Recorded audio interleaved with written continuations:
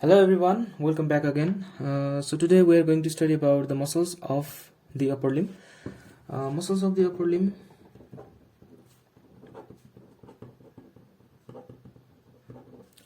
Muscles of the upper limb is divided. We are going to study under the muscles of arm and muscles of forearm.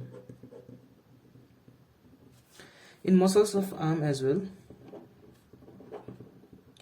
The muscle bundle, these are separated into the flexor compartment and the extensor compartment with the help of intermuscular septum. So the brief introduction to the intermuscular septum. This is the humerus and these are the intermuscular septum. So from outside to inside we have skin, superficial fascia, and this is the deep fascia. So this deep fascia, it covers the muscles, and some part of the deep fascia get invested in between the muscle bundle and get attached to the periosteum of the bone, forming the intermuscular septum that separates the muscle bundles into the various compartment. This is the one compartment and this is the another compartment. So in arm also, this intermuscular septum, which are the inward invagination of the deep fascia, separates the muscle bundles into the flexor compartment anteriorly and the extensor compartment posteriorly, and this separation into the compartment is done on the basis of the actions of the muscles, because the muscles from the flexor compartment, these are responsible for causing the flexion at the various joint, and extensor compartment responsible for causing extension at the various joint. As well as in each compartment, the nerve supply and the blood supply is also the different for each compartment, and for all the muscles in each compartment, the nerve supply is same and blood supply is also same. So this is all about the intermuscular septum and the fascia. So today we'll be learning about the flexor compartment. Flexor compartment of arm. In flexor compartment of arm,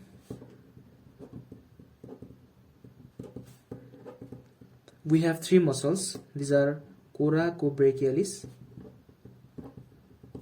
biceps brachii, and brachialis. So we are going to study these muscles on the heading origin of the muscle, insertion of muscle, nerve supply of muscle, and the actions of muscle. So let's move to the muscles.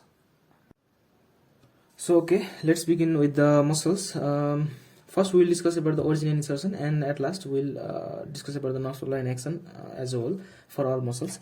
So at first we have coracobrachialis. Coracobrachialis, as the name suggests, coraco and brachialis. It originates from the coracoid process of the scapula. So it arises from the medial aspect of tip of coracoid process. This coracoid process is one of the processes which is present in the scapula, and the name is given from the crow beak.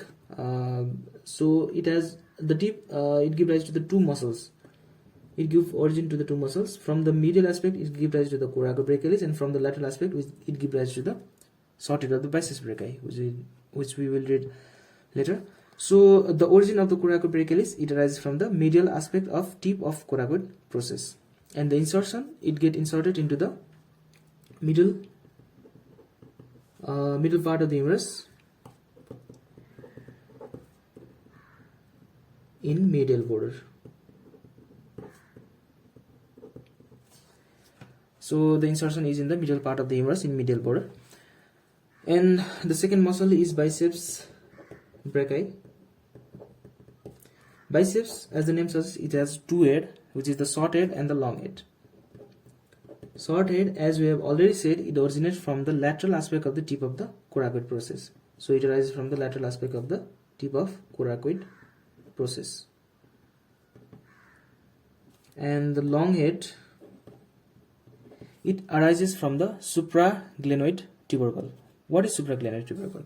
In the scapula, at the lateral side, we can see there is a glenoid fossa There is a glenoid fossa, and above it is the supraglenoid tubercle, and below to it is the infraglenoid tubercle.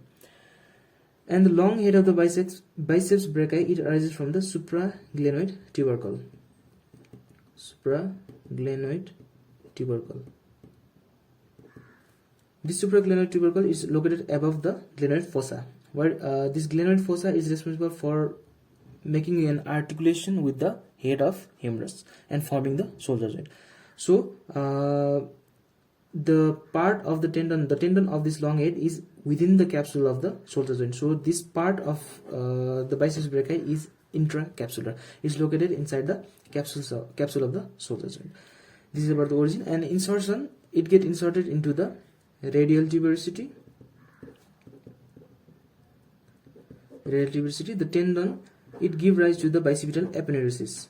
This is the bicipital aponeurosis. Aponeurosis means what? It's a flattened tendon. So this bicipital aponeurosis, it moves towards the ulnar side and get inserted into the fascia.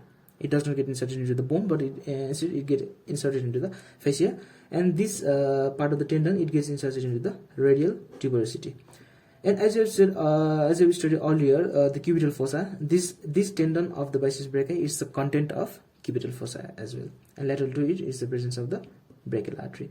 And this bicipital aponeurosis, it separates this brachial artery, which is located deep to it, to the superficial median cubital vein as well. So okay, this is about the insertion of the biceps brachii. And lastly is the brachialis. So brachialis muscle, it arises from the anterior part of the humerus, anterior and lower part of the humerus. From the lower part of the humerus, anterior border, suppose let us consider this as the anterior border of the humerus, and this is the humerus. So these are the anterior, if you consider this as a lateral side, this is the anterior lateral surface, lateral surface, and this is the anterior medial surface.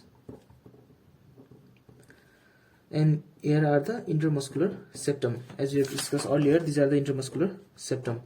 So the brachialis, it arises from the lower part of the humerus, from the anterior border, anteromedial, anterolateral, anteromedial, and intramuscular septum as well. The origin of the brachialis is from this part. And insertion, it get inserted into the ulnar tuberosity.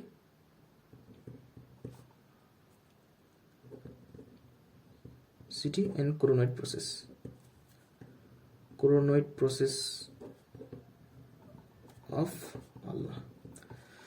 So this is about the origin and insertion of the muscles of the flexor compartment of the arm, which is the coracobrachialis, biceps brachii, and brachialis muscle. And for the nerve supply, these all muscles are present in the single compartment, in the flexor compartment of the arm. So these are supplied by the single nerve only, which is the same nerve, which is the musculocutaneous nerve. It is the branch from the brachial plexus. And we have to remember the root values of this musculocutaneous nerve also. The root value of this nerve is ventral rami of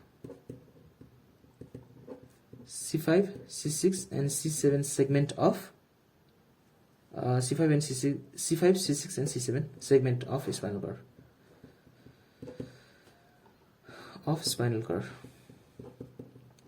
So musculocutaneous, it's a mixed nerve, so it consists of both sensory as well as afferent as well as efferent nerve. And for the action, we have to know about the origin and insertion. If we know about the origin and insertion, then we can easily know about the actions of this muscle. Coracobrachialis, as we said, it originates from the coracoid process and getting inserted into the humerus. So it crosses which joint? It crosses the shoulder joint. So it causes flexion, because these are the muscles of the flexor compartment of the arm. So they causes the flexion at the shoulder joint. Flexion at shoulder joint. Second is the biceps brachii. Biceps brachii, it has many functions. At first, it crosses the shoulder joint as well as it causes the elbow joint. So it causes flexion at the arm as well as flexion at the elbow joint. So flexion at arm and shoulder joint. And second thing, It is an intercapsular structure and is presented above the shoulder joint. So it prevents upward displacement of the shoulder joint. So it helps in the maintaining the stability of the shoulder joint, and so it prevents upward displacement of shoulder joint as well. And as for the brachialis, this brachialis muscle, it crosses the elbow joint only, so it causes flexion at elbow joint. So this is all about the muscles of the flexion compartment of the arm. Thank you.